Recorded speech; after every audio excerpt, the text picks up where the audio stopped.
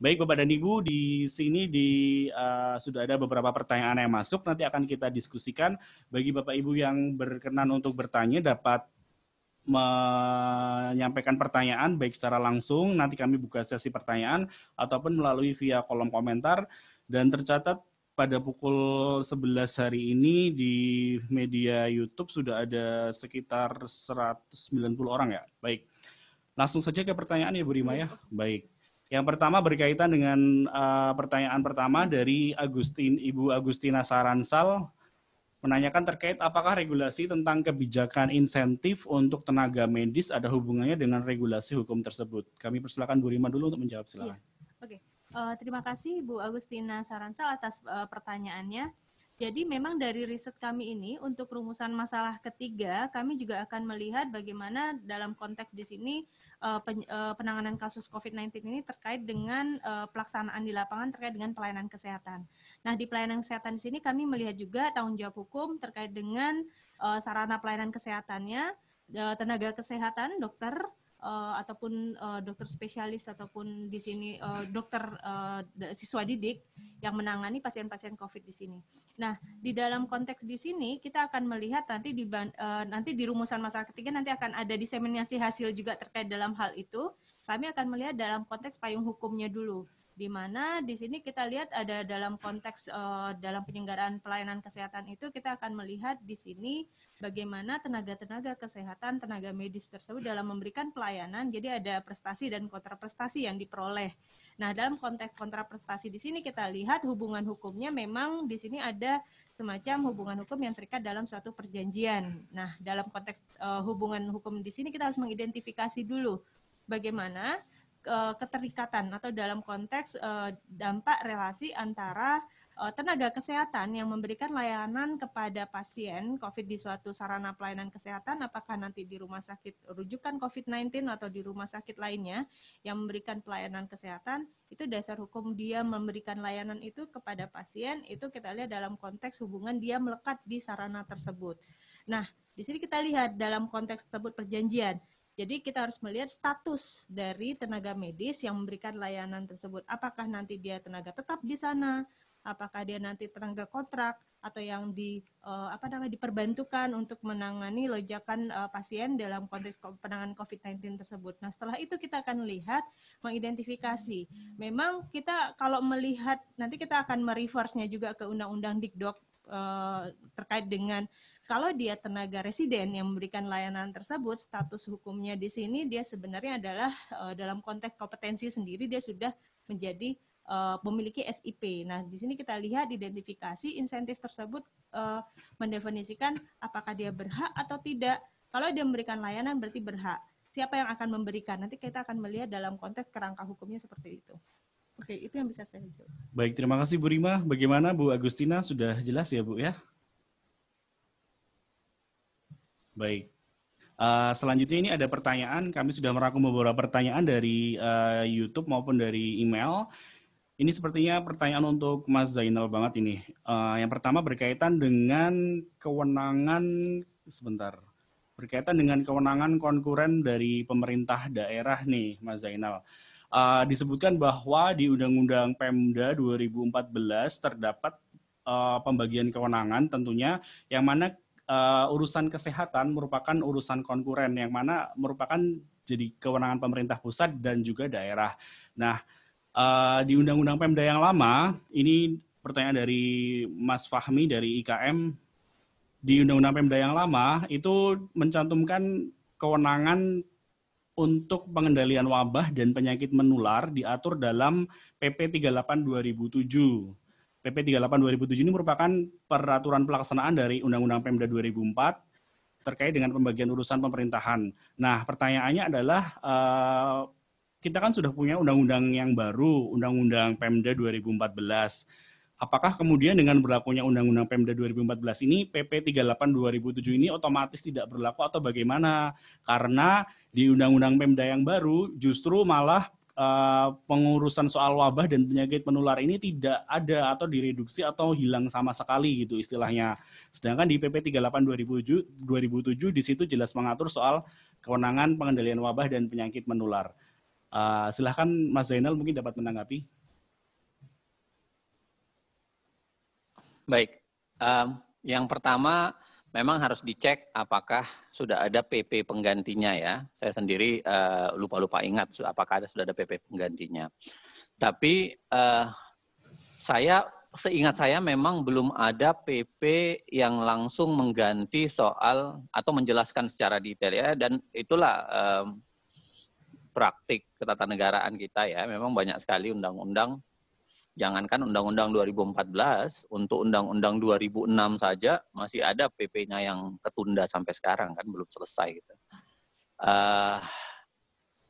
Nah, tentu saja doktrin dan logika sebenarnya beda antara Undang-Undang 32 2004 dengan Undang-Undang 23 2014.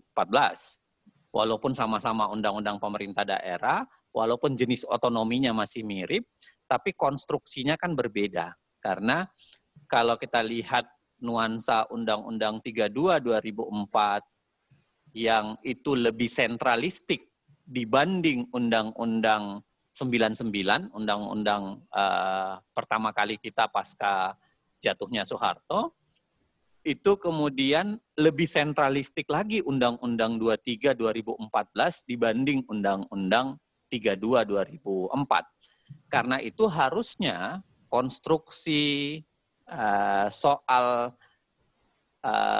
tugas kongruen itu kan harusnya diatur lebih detail. Ya. Dan memang ada banyak yang tidak diatur detail dan itu hilang dan itu mulai membingungkan. Termasuk misalnya yang dulu diatur di Undang-Undang 23 yang sempat ribut di MK itu seingat saya soal kewenangan Pemda untuk memenuhi kecukupan listrik.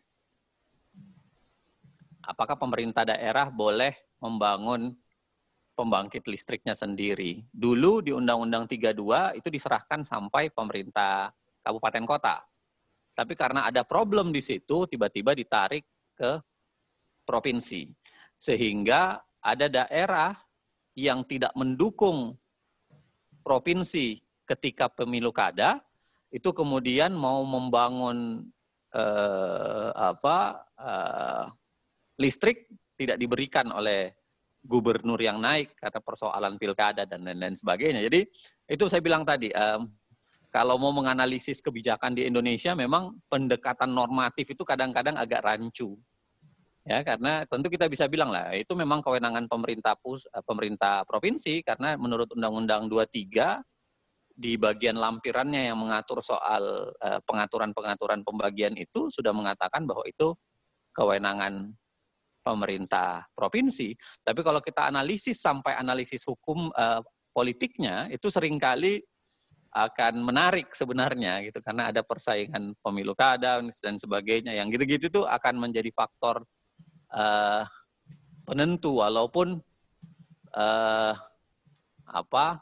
tentu pendekatan risetnya tidak bisa lagi pendekatan riset institusional biasa, normatif biasa ya. Tentu pasti pendekatan mungkin rational choice atau bahkan neo institusionalis gitu. Itu pendekatan metodologis yang nanti mungkin barangkali akan panjang kalau teman-teman fakultas teman-teman Mbak Rima dan teman-teman researcher mau ke sana. Tapi intinya dari pertanyaan itu saya ingin bilang bahwa ya memang membingungkan kalau kemudian PP baru tidak segera mengatur lebih detail. Nah, cuman saya garis bawahi apa yang saya bilang dari awal tadi, bahwa dalam konstruksi keadaan bahaya di negara state of emergency atau di negara-negara manapun yang mengeluarkan doktrin itu, kayak Amerika, beberapa negara Amerika Latin, itu memang terjadi pembengkakan kewenangan presiden. Dalam hal ini terjadi pembengkangan kewenangan pemerintah pusat. Kenapa? Tujuannya adalah memangkas birokrasi, menghilangkan kemungkinan miskoordinasi. Tapi karena tujuannya untuk memangkas birokrasi, menghilangkan miskoordinasi, harusnya dibangun dalam konstruksi hukum yang rapih. Dan sayangnya kita tidak melakukan itu. Sehingga apa? Orang tentu masih bisa bilang bahwa untuk kali ini harusnya berlaku Undang-Undang 23 2014, dan dilihat Undang-Undang 23 2014 ternyata aturan itu tidak ada atau malah diberikan kepada kelembagaan yang berbeda, sehingga ya memang membingungkan gitu. Begitu, Mas. Baik, terima kasih Mas Zainal. Bu Rima, tadi dari pembahasan Pak Zainal disampaikan bahwa apakah akan terjadi pelebaran dalam pembahasan penelitian ini, karena di sini kan berkaitan dengan teori Friedman tadi yang sudah Ibu jelaskan. Apakah akan dimungkinkan pelebaran, Bu, dalam penelitian ini nantinya? Silakan.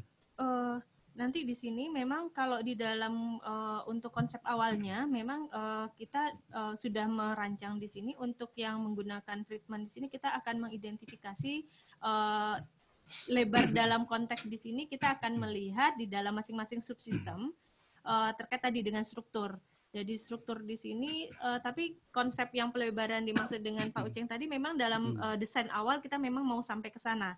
Terutama dalam konteks saling keterkaitan relasi antara subsistem struktur, substansi, dan legal culture-nya. Nah, untuk yang legal culture sendiri, di sini memang kita melihat membatasi. Jadi tidak secara lebih luas, membatasi di sini hanya legal culture terkait dengan substansi yang membuat substansi itu siapa saja, kementerian lembaga, atau di dalam konteks di sini adalah gugus tugas terkait dengan kalau di kasus DIY nanti di sini kewenangan dari daerah, jadi adalah aktor-aktor yang ada di daerah.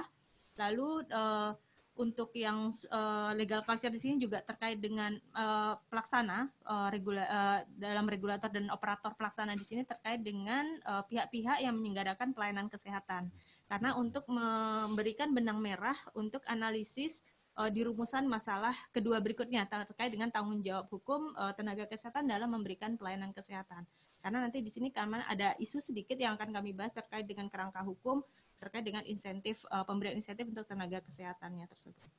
Baik, terima kasih Bu Rima. Jadi bagi Bapak dan Ibu yang masih bertanya-tanya berkenaan dengan metode ataupun hasil penelitian, sebagai informasi bahwa penelitian ini mempunyai dua rumusan masalah Bapak dan Ibu.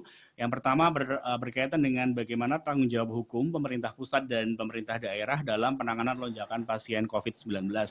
Dan pertanyaan rumusan masalah ini sedang kita bahas pada hari ini. Kemudian rumusan masalah yang kedua berkaitan dengan apakah instrumen hukum dalam penanganan COVID sebagai bencana nasional non-alam sudah memberi perlindungan hukum bagi residen dan tenaga kesehatan di rumah sakit. Ini nanti hasil dari pertanyaan ini, hasil pembahasannya akan dibahas minggu depan Bapak dan Ibu pada hari Jumat. Nanti akan kami share linknya untuk minggu depan.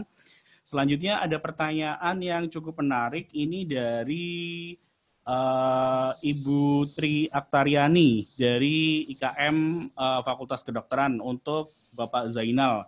Ini dari Ibu Tri menanyakan prediksi apabila Perpu yang seharusnya dibentuk dalam waktu dekat tetapi oleh pemerintah belum juga dibentuk. Nah, apakah ada hal lain yang dapat diupayakan oleh pemerintah untuk apabila tidak ingin atau tidak ada inisiatif untuk membentuk Perpu? Hal apa yang dapat diupayakan? Karena sampai dengan saat ini kasus COVID-19 belum juga turun. Ada tanggapan Bapak Zainal, silakan. Baik, saya langsungkan aja ya. Kenapa saya bilang Perpu? Karena kan seharusnya dalam bentuk undang-undang. Tapi kalau hal ihwal kegentingan yang memaksa bisa dipercepat dengan Perpu karena biasanya undang-undang itu melalui sebuah proses yang agak panjang. Dia harus masuk prolegnas dulu, dia harus dibicarakan di tingkat program legislasi nasional di tahun sebelumnya, baru kemudian bisa masuk. Harus ada alasan yang sangat luar biasa untuk mengubah program legislasi nasional dan memasukkan sesuatu yang baru. Atau karena ada putusan MK gitu. Nah, makanya kenapa saya bilang kalau memang hal ihwal kegentingan memaksa waktu COVID pertama kali ditemukan di bulan Maret ya, awal Maret seingat saya, harusnya Presiden mengeluarkan Perpu itu dulu. Ya, karena hal ihwal kegentingan memaksa. Sekarang menurut saya agak relatif telat karena sudah 4 bulan sudah berlalu, korban sudah cukup banyak. Nah, apakah Presiden mau mengeluarkan Perpu untuk merapihkan itu dan merapihkan koordinasi di bawahnya? Saya wallahu alam. Pilihannya sebenarnya bukan sekedar Perpu, bisa mendorong undang-undang, ya, walaupun itu jangka waktu yang cukup panjang. Tapi selemah-lemahnya menurut saya Presiden harusnya mengambil alih peran itu dari menteri dan merapihkannya ke arah apa yang dikehendaki dia sebagai kepala negara. Sekurang-kurangnya bisa dirapihkan dalam bentuk PP dan dalam bentuk perpres. Ini pun menurut saya sudah terlanjur sayang juga tidak dilakukan. Karena di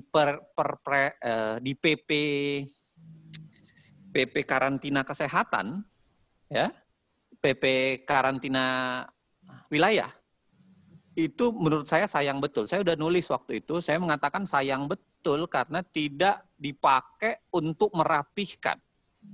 PP itu hanya 11 pasal, 7 pasal diantaranya itu seingat saya mengutip ulang bunyi undang-undang, hanya 4 pasal yang baru, itu pun tidak banyak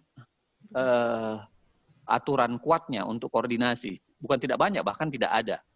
Saya mengatakan PP itu PP malas betul. Itulah. Jadi kalau kita bilang undang-undang mengatur yang umum, PP menjalankan undang-undang sebagaimana mestinya, harusnya PP ini sudah bersifat lebih operatif, ya, harusnya lebih operatif karena itu turunannya PP ke bawah. Tapi sayangnya PP ini tidak operatif karena kemudian PP itu hanya copy paste lagi bunyi undang-undang sebagian besar isinya dan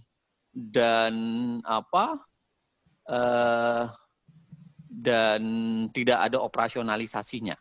Nah, saya masih berharap Presiden mau mengambil alih sekurang-kurangnya dalam bentuk koordinasi, memaksakan menteri-menterinya tunduk ke bawah. Nah, di sini saja kan masih rancu nih, karena secara koordinator ini harusnya tunduk kemana nih? Menteri Kesehatan harusnya tunduk kemana? Harusnya dia tunduk ke Menko PMK kan? Tapi di awal-awal itu kan yang sering membicarakannya adalah Menko Maritim. Karena Menko Maritim itu dalam kaitan dengan perhubungan, dalam kaitan dengan yang lain-lain gitu. Itu menunjukkan betapa koordinasinya berantakan. Nah, apakah masih mungkin dilakukan koordinasi tanpa mengeluarkan aturan apapun? Sangat mungkin kalau Presiden masih serius untuk itu.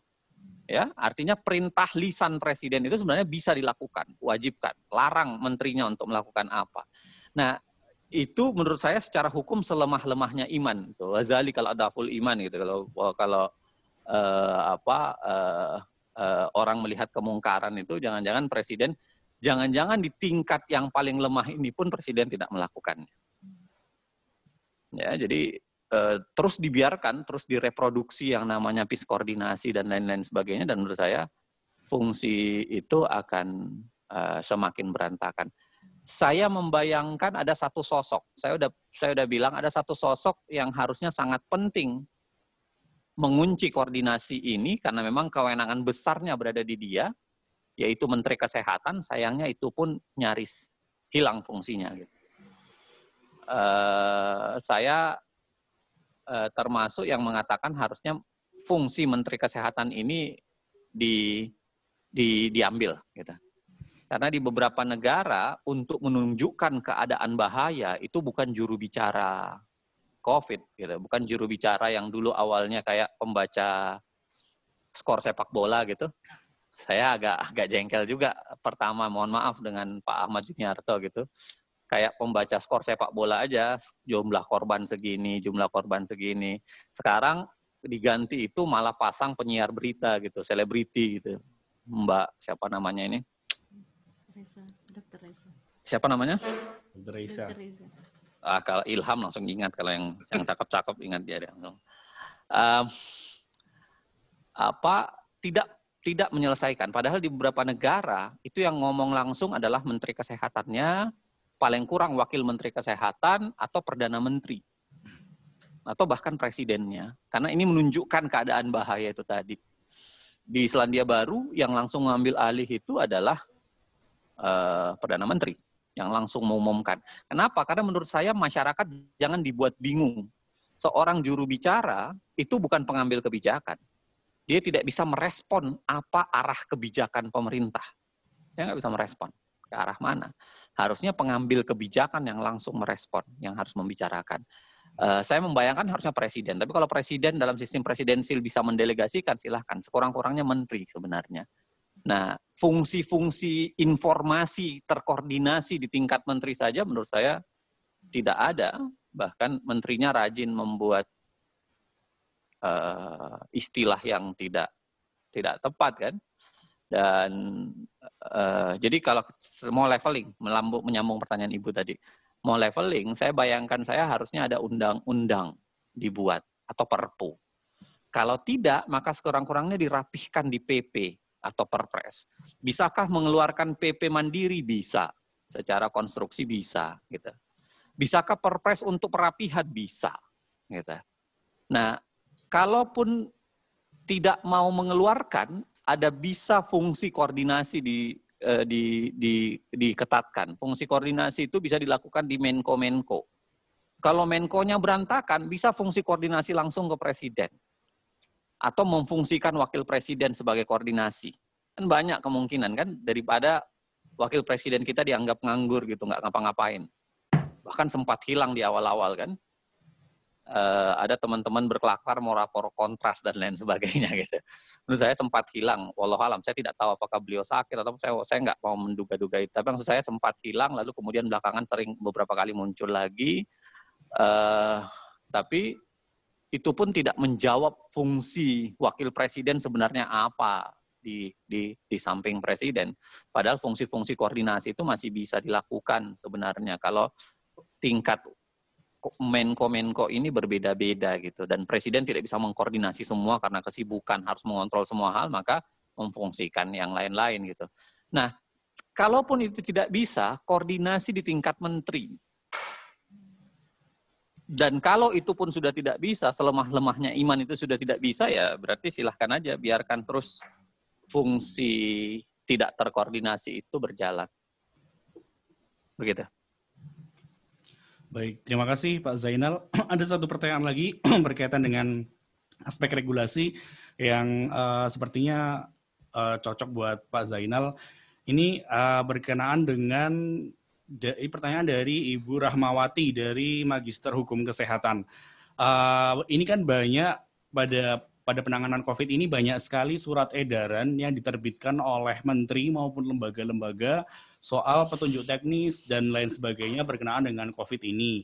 Banyak juga peraturan menteri yang disahkan, tetapi pada peraturan menteri tersebut berisi larangan, tetapi tidak ada sanksinya, atau kita lebih kenal dengan istilah lex imperfecta. Nah, bagaimana konsekuensi dari pelaksanaan aturan tersebut apabila banyak sekali bentuk surat edaran dan peraturan menteri yang tidak ada sanksinya? Mohon penjelasannya Bapak Zainal, silakan.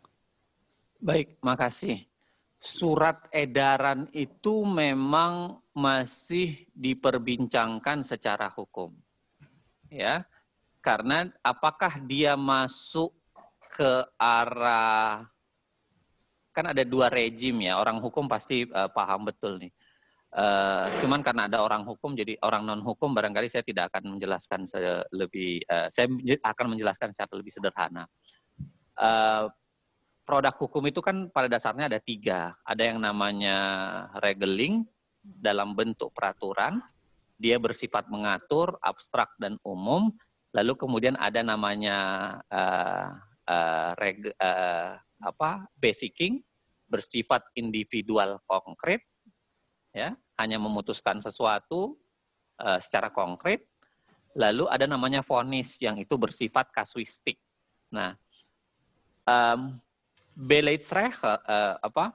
surat edaran itu seringkali diperdebatkan soal berada di wilayah mana dari 3 itu. Vonis tentu bukan. Apakah peraturan? Bukan. Ya. Apakah keputusan? Juga bukan.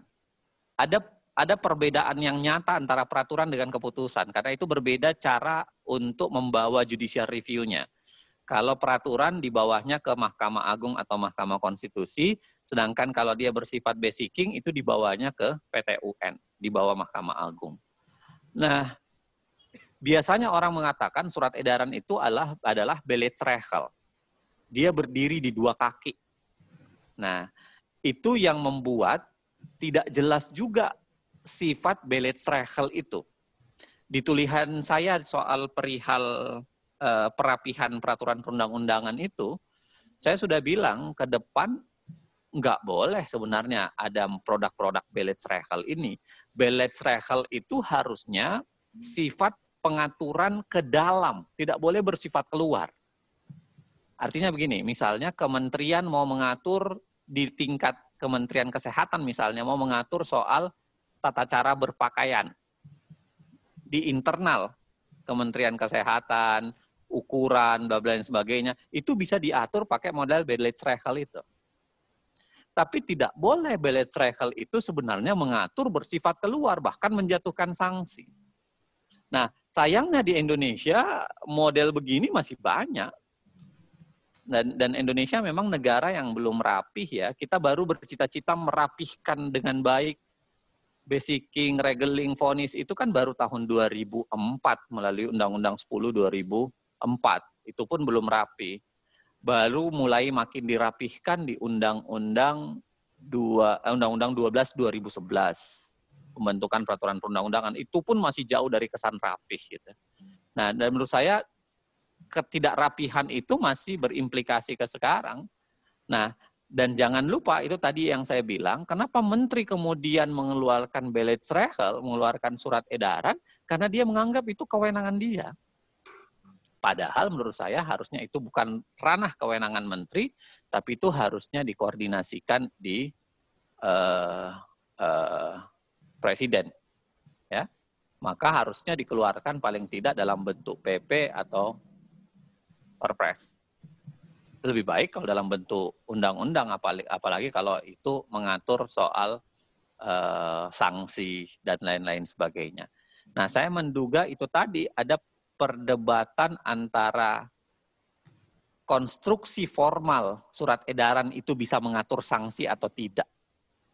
Karena memang secara logika formal hukum, ya surat edaran tidak boleh mengatur sanksi. Yang namanya surat sanksi itu hanya bisa diatur oleh peraturan, bukan model Beleitsrecht gitu. Gitu ya. Kalau soal Beleitsrecht disertasinya Hamid At-Tamimi. Anda bisa baca disertasinya Hamid At-Tamimi soal Beleitsrecht. Jadi keputusan yang bersifat mengatur. Nah, kalau Anda mau, tapi itu disertasi lama ketika disertasi itu masih membenarkan cara Soeharto mengatur banyak hal melalui Kepres. Baik, terima kasih Pak Zainal. Ada pertanyaan sambungan ini dari Ibu Rahmawati berkenaan dengan tadi. Mungkin untuk Bu Rima ya, ini ya karena sangat teknis. Selama ini kan banyak juga selain Beleitsrecht ada juga menteri dan surat edaran yang berkaitan dengan teknis penanganan COVID. Seperti contoh kemarin terbit keputusan Menteri Kesehatan nomor 413/2020 tentang pedoman pencegahan dan pengendalian COVID-19 yang dimana di situ menghilangkan istilah ODP, PDP, dan OTG diganti menjadi suspek, kemudian confirm dan lain sebagainya. Nah, pertanyaan untuk Bu Rimawati nih. Apakah dengan kehadiran surat edaran dan berbagai macam keputusan menteri itu masih relevan, Ibu? Atau emang harus diganti dengan peraturan atau bentuk lain yang lebih tinggi, Bu? Mohon penjelasannya. Oke. Terima kasih Ibu Rahmawati atas pertanyaannya. Jadi di sini kedudukan kita lihat sendiri bahwa kedudukan dari peraturan Menteri Kesehatan itu mengikat sepanjang dia didelegasikan oleh aturan PP atau undang-undang yang mendelegasikan untuk pengaturannya secara teknis di peraturan Menteri Kesehatan. Nah, di sini dengan kalau kita melihat lagi dalam konteks penanganan COVID-19 di sini, di dalam aturan tersebut yang diatur dalam peraturan Menteri Kesehatan, ini pedomannya cukup tebal ya. Kalau udah baca di sini aturan-aturan itu secara rigid di pedoman tersebut yang keluar tanggal 13 Juli lalu itu mengatur terkait dengan peristilahan, manajemen penanganan, baik dengan pasien maupun dengan tenaga yang menangani. Memang dalam konteks peraturan menteri, kalau dalam konteks ini dia mengatur teknis, ya. Dalam pengaturan teknis di sini, memang levelnya dia didelegasikan oleh aturan yang lebih tinggi. Jadi dia mengikat. Nah, sehingga kalau dia dirubah menjadi aturan, kita lihat komponen atau luas pengaturan dari suatu produk peraturan perundang-undangan. Kalau dia undang-undang, kita nggak boleh mengatur detail di sana, ya, karena kaitannya dengan fleksibilitas dalam ruang lingkup pengaturan dari produk hukum tersebut. Nanti di dalam Undang-Undang 12 tahun 2011 di sana kita bisa mengidentifikasi di sana bahwa muatan-muatan pengaturan undang-undang itu sejauh apa, PP sejauh apa, Perpres dalam hierarki peraturan perundang-undangan tersebut apa saja. Nah, sehingga memang untuk pedoman penanganan COVID-19 yang dikemas di dalam peraturan Menteri Kesehatan tersebut, memang sepanjang karena dia didelegasikan oleh Undang-Undang Kesehatan, memang payung hukumnya di sini memang peraturan Menteri Kesehatan. Itu yang bisa saya sampaikan. Oke, baik. Terima kasih Bu Rima. Bapak dan Ibu sudah bergabung bersama kita, salah satu anggota peneliti juga, Bapak Dr. Darwito, spesialis bedah konsultan. Beliau merupakan salah satu anggota tim penelitian ini, dan beliau juga dulu merupakan Direktur Rumah Sakit Umum Pusat Dr. Sarjito. Kami mohon dengan hormat kepada Dr. Darwito untuk memberikan tanggapan sekaligus tambahan apabila tadi dalam penjelasan kami terdapat kekurangan. Silahkan Dr. Darwito, kami persilakan waktu sepenuhnya. Bismillahirrahmanirrahim. Assalamualaikum warahmatullahi wabarakatuh. Waalaikumsalam. Selamat siang dan salam sejahtera. Terima kasih. Saya akan sudah bagus siarnya Bu Rima dan teman-teman ya. Kita sama-sama meneliti. Yang namanya meneliti adalah melihat apa yang dilihat dan kemudian membandingkan apa yang dalam suatu pikiran kita, idealis. Ada suatu hal yang ideal dan suatu kenyataan. Itulah yang kita teliti. Artinya bahwa ada memang aturan-aturan itu idealis ya. Tapi idealisme itu apakah sudah diimplementasikan? Tadi sudah dihubungkan dengan Bu Rima. Tapi prinsipnya bahwa aturan yang namanya aturan hukum itu kan dibikin oleh orang-orang yang memang ada orang-orang yang mempunyai pikiran jauh ke depan. Ada orang yang memang punya pikiran yang pragmatisme. Tapi kita tahu bahwa apa yang dikatakan oleh Pak Bung Zainal Mukhtar itu adalah suatu hal yang memang idealis ya.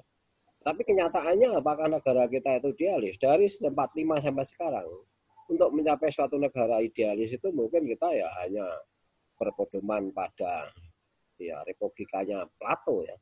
Tapi apakah itu terjadi? Nah, inilah yang disebut kita manusia. Hari ini mungkin idealismenya itu seperti ini. Tapi besok mungkin berubah. Ini berubah. Nah, inilah yang kita sebenarnya kita mau meneliti idealisme yang apa yang ada di pandemi ini. Karena pandemi ini 100 tahun loh. Umur negara kita berapa? Ya, nah? Pandemi yang seperti ini memporak-porandakan itu kalau dipikir itu tahun 2017 ya. 2017. 1917. Sampai sekarang itu sekitar itu. Nah, ini negara kita berdiri 45. Nah, tetapi oleh para pendiri, para founding father, para penyusun undang-undang itu adalah suatu hal yang mungkin di imajinasi dia itu seperti itu, tapi masih ada suatu celah-celah yang memang belum sempurna. Tetapi kita tetap bersyukur bahwa pada masa itu tidak terjadi seperti ini. Tetapi saya ingin suatu mengilustrasikannya. Di dunia ini negara mana yang tidak porak-poranda dalam menangani COVID ini? Di Amerika yang merdeka tahun berapa itu dia? Umurnya lebih dulu dari kita. Inggris ya, yang menjajah, yang mungkin menjadi negara yang leader dalam, dia sudah menjadi negara yang memang jagonya di dalam segala hal, porak-poranda. Prancis seperti itu, Amerika. Nah di Indonesia ini adalah suatu hal yang kita tidak boleh menyalahkan hal-hal yang memang ya itu memang salah harusnya, tetapi tidak dibebankan pada. Contohnya bahwa itu contoh nyun sewu Mas Zainal, bahwa selimah lemahnya iman itu nggak boleh dong. Itu seolah-olah menjustis bahwa pemerintah sekarang itu nggak ada apa-apanya. Kita seorang peneliti harus objektif. Idealisme tetap, tetapi kenyataan ini dan kita bandingin. Jangan ke idealisme tapi tidak bandingin dengan negara mana. Saya mau tanya deh, negara mana yang berhasil menangani COVID dengan baik? Semuanya perak-peranda. Ya, terima kasih bahwa kita tetap meneliti idealisme dengan kenyataan. Nanti mungkin suatu saat ada peneliti lagi, idealisme lagi, kenyataan. Itulah fungsi dari para ilmuwan. Dan kita sama-sama mencari justice tentang keilmuan, apakah kita seorang ilmuwan atau tidak. Itulah di era pandemi ini. Mari kita sama-sama sesuai dengan kemampuan kita, karena penelitian hari ini adalah untuk masa depan. Tetapi belum tentu penelitian yang kita capai ini memberikan suatu manfaat untuk generasi besok. Mungkin generasi besok punya suatu idealisme yang seperti yang lebih dari kita. Mungkin gitu aja. Terima kasih. Baik, terima kasih Dr. Darwito. Tanggapan yang sangat luar biasa sekali, menambahkan tadi menanggapi Dr. Darwito bahwa hal yang patut digarisbawahi adalah idealisme dan kenyataan itu berjalan dengan seiring perkembangan zaman, dan kita dalam penelitian tetap menjunjung tinggi objektivitas sebagai peneliti. Terima kasih banyak Dr. Darwito atas tambahan yang diberikan. Selanjutnya kepada Bapak dan Ibu peserta Zoom meeting yang masih berada di room ini, apakah ada pertanyaan? Apabila ada pertanyaan dapat mengaktifkan mikrofonnya. Silakan Bapak dan Ibu.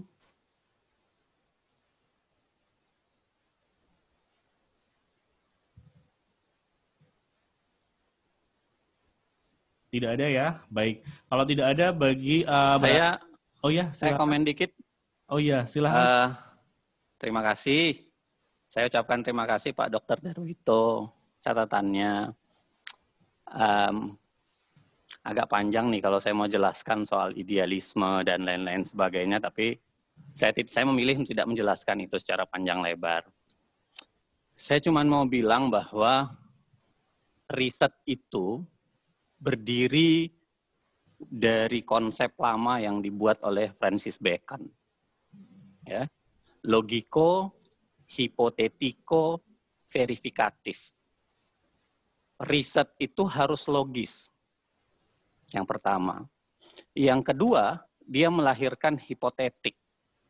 Hipotetik dilahirkan Pak Darwito itu dengan asumsi apa yang seharusnya dilakukan. Bukan sekedar memahami pemerintah harus apa, bukan sekedar itu. Ada asumsi. Itu hipotetiko, Anda harus membangun hipotetiknya. Yang ketiga Anda lakukan adalah verifikasi. Ini yang melahirkan ilmu yang namanya empirisisme, dan empirisisme ini yang melebarkan yang namanya ilmu di seluruh dunia. Ya, bacalah Francis Bacon soal itu. Logiko, hipotetiko, verifikatif. Sejarahnya panjang. Saya bisa kasih bukunya kalau mau. Nah, maksud saya adalah seorang researcher itu harus membangun logikanya, harus membangun hipotesanya. Silahkan Anda bangun hipotesa Anda, tapi jangan bikin selected hipotesa. Ya kalau memang ada ketidaksinambungan, kan kita tetap harus membangun bahwa ini yang seharusnya dilakukan dan apa yang tidak dilakukan. Katakan walaupun itu pahit, menurut saya harus dikatakan. Apakah ada negara, kita tidak sedang melakukan komparasi untuk mengatakan karena negara lain tidak bisa melakukan yang baik, maka kita membolehkan kita tidak melakukan yang baik. Kita tidak sedang melakukan itu. Kalau mau contoh sebenarnya, ada satu tulisan bagus banget, nanti saya cari kembali. Itu soal bagaimana Selandia Baru. Dia membangun konstruksinya, ya Selandia Baru menggunakan sistem parlementer sih, dia bisa jauh lebih enak, jauh lebih mudah. Perdana Menterinya jadi jauh lebih gampang gitu. bisa panjang nih perdebatannya menurut saya, Pak Dr. Darwito. Tapi bayangan saya adalah ini bukan soal idealisme, bukan soal itu. Ini soal apa yang seharusnya dilakukan dan apa yang tidak dilakukan. Bahwa Anda mau pahami bahwa karena kita mencintai pemerintah, kita menyayangi pemerintah, mau dipahami silahkan, itu pilihan pribadi, silahkan para researcher. Saya tidak sedang bicara itu. Saya sedang bicara soal apa yang seharusnya dilakukan dan itu tidak dilakukan. Ya, jadi mohon pahami. Saya hanya mengutip hadis tadi itu, mangkana minkum mungkaran, fayughayyir bi aidihim fa illam yastati sampai kemudian di akhir wazalikal adaqul iman. Ada tingkatan kita kalau melihat kesalahan termasuk pemerintah, kita bisa melakukan perbaikan A, B, C. Selemah-lemahnya iman itu adalah hanya dengan berdoa. Dan kalau kita biarkan tidak ada perbaikan koordinasi, menurut saya kita sedang melakukan selemah-lemahnya iman. Itu maksud saya mengutip tadi, Pak. Poin saya adalah ini adalah riset, ya. Dan riset itu pasti punya bias, pasti. Kenapa? Karena researcher. Kalau Anda mau tahu itu, bacalah yang namanya ilmu bias. Karena memang bias dalam penelitian, dalam penafsiran itu pasti bias researchernya. Kalau memang para researcher sudah mencintai pemerintah, tidak mau mengkritik pemerintah, mau memahami pemerintah, ya silahkan tidak usah mencantumkan lowong itu riset Anda gitu. Gitu kan? Saya memahaminya bahwa mengkritik pemerintah itu adalah bagian dari kecintaan kita pada pemerintah. Bukan kebencian. Kecintaan kita untuk memperbaiki bagaimana koordinasinya, bagaimana korelasinya, dan lain sebagainya. Begitu Pak Dokter, terima kasih. Baik, terima kasih Bapak Zainal. Bapak dan Ibu mengingat keterbatasan waktu, maka di penghujung sesi ini kami akan mempersilahkan untuk peneliti dan penanggap untuk memberikan closing statement. Kami persilahkan kepada Ibu Dr. Imawati selaku peneliti untuk memberikan pernyataan penutup sekaligus mengakhiri diskusi kita pada hari ini. Silakan Bu Rimawati. Ya, terima kasih Mas Ilham. Oke, terima kasih Bapak dan Ibu. Jadi di sini terima kasih juga atas kehadirannya pada siang hari ini untuk mengikuti acara diseminasi kita. Dan juga saya ucapkan terima kasih yang paling besar kepada Pak Uceng untuk pembahasan, untuk masukan-masukan terkait dengan untuk kesempurnaan dari hasil penelitian ini. Jadi memang di sini kita akan melihat di dalam kajian penelitian ini kita ke konsep hukumnya sendiri, bahwa kita akan melihat bagaimana sih dasolen dan dasen. Jadi kita melihat dalam konteks tataran realitas yang ada, kita lihat di dalam konteks dasolennya seperti apa. Nah, sehingga bagaimana kita untuk identifikasi dari masukan-masukan yang ada terkait dengan penanganan COVID-19 ini untuk mencari solusi jalan keluar terkait dengan permasalahan-permasalahan yang kita temukan. Memang pada faktanya kita menemukan masalah-masalah realitas hukum itu, hukum atau aturan-aturan kebijakan itu tidak terimplementasi dengan baik. Nah, ini mungkin yang bisa saya sampaikan, Mas Ilham. Terima kasih atas atensinya Bapak dan Ibu. Saya kembalikan ke moderator. Baik, terima kasih Ibu Rimawati. Selanjutnya untuk closing statement dari pembahas, kami persilahkan kepada Dr. Zainal Arifin Muhtar, SHLLM, untuk memberikan closing statement. Silakan Pak Zainal. Terima kasih Mas Ilham, Mbak Rima, dan kawan-kawan yang lain. Menulis riset itu memang tergantung apa yang kita mau tuliskan. Ya, jadi kalau seberapa dalam, pilihan metode pasti sangat menentukan. Dan biasanya akan sangat dipengaruhi pengetahuan, sangat dipengaruhi oleh kesempatan, waktu, dan lain-lain sebagainya memang. Nah, makanya menurut saya disesuaikan saja dengan waktu, tempat, kesempatan, apa yang mau disesuaikan, termasuk kesepakatan teman-teman mau membahasnya sampai di mana. Karena memang ada adagium yang mengatakan penelitian yang baik adalah penelitian yang selesai sebenarnya, dibanding mau bikin riset kesana kemari ternyata nggak selesai gitu. Penelitian yang bagus adalah yang selesai, yang penting taat metode, lurus, dan lain-lain sebagainya. Cuma memang agak sayang kalau kemudian tidak bisa mengakomodasi atau kemudian mengungkap semua hal dalam kaitan itu. Nanti tinggal ditambahkan saja saran kepada peneliti selanjutnya untuk bisa mengelaborasi wilayah mana gitu yang seharusnya bisa dielaborasi. Menurut saya itu bisa menjadi catatan yang baik untuk researcher selanjutnya.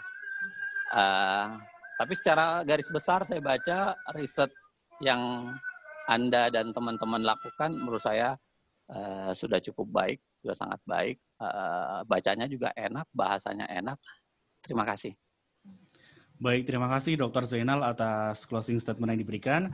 Bapak dan Ibu, dengan demikian berakhir sudah kegiatan Zoom meeting kita pada siang hari ini. Kami sampaikan bahwa untuk minggu depan kami akan tetap menyelenggarakan satu Zoom meeting dengan tema apakah instrumen hukum dalam penanganan COVID sebagai bencana nasional non-alam telah memberi perlindungan hukum bagi tenaga kesehatan dan residen di rumah sakit. Untuk link dan lain sebagainya akan kami distribusikan sesegera mungkin.